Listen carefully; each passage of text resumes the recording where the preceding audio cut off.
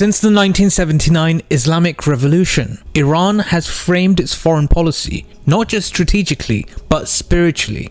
Iran's founding leadership, from Ruhollah Khomeini onward, labelled the United States the Great Satan and Israel the Little Satan. Those aren't casual insults. They are part of an ideological worldview rooted in resistance. The Houthis issued a grave threat against Benjamin Netanyahu in the wake of the recent Epstein-Barr controversy. The rebel group shared an image of Netanyahu depicted in the likeness of Baal on their Telegram channel on February 11th.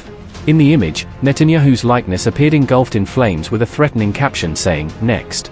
This development came as millions of Iranians took to the streets to mark 47 years since the Islamic Revolution. Resistance against what they see as modern imperialism and cultural corruption.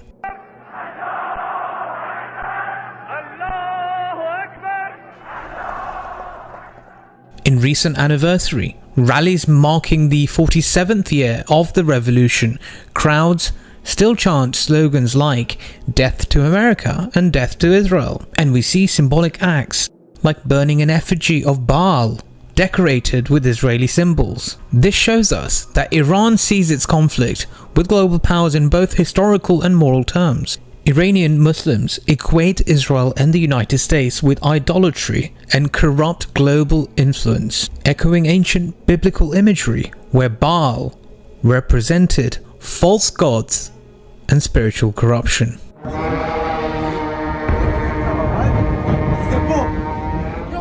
Large statues of a horned, bull-headed figure were burned in public events in Tehran and Isfahan. Organizers of the state-backed events described these statues, which also bore the Star of David, as a symbol of the devil. Iranian media said Baal represented Satanism, elite corruption, and child sacrifice in Western societies. On February 9th, a senior Iranian official publicly condemned the United States and Israel in connection with the latest Epstein files.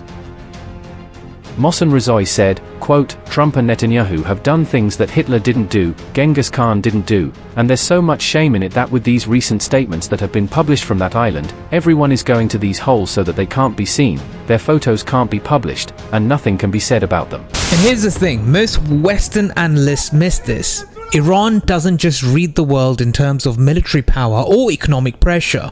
They read the world through the lens of Shia Islam, Shia theology, especially the story of resistance embodied by Imam Hosein alayhi salam at Karbala, and the belief in the hidden Imam, Imam Mahdi alayhi salam. In Shia Islam, the Mahdi is believed to be in occultation. He's hidden and will reappear at the end of times to establish justice. The belief isn't fringe. It's central to the state's worldview and deeply influences how leaders and many of their citizens interpret global events. This isn't to say Iran thinks the apocalypse is guaranteed, but it does mean they see pressure, conflict, and injustice not as failures, but as signals that history is moving toward a destined climax.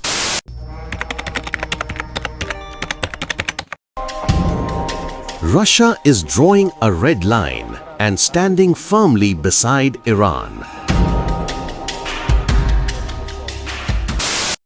Just after joint naval drills with Tehran, Moscow has issued a stark warning to Washington. Russian Foreign Minister Sergei Lavrov did not mince words.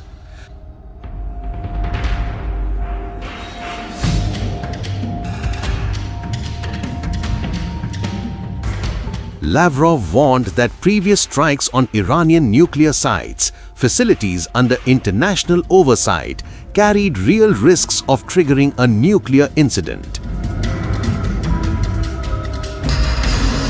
He stressed that everyone understands this is playing with fire, underscoring just how volatile the situation has become.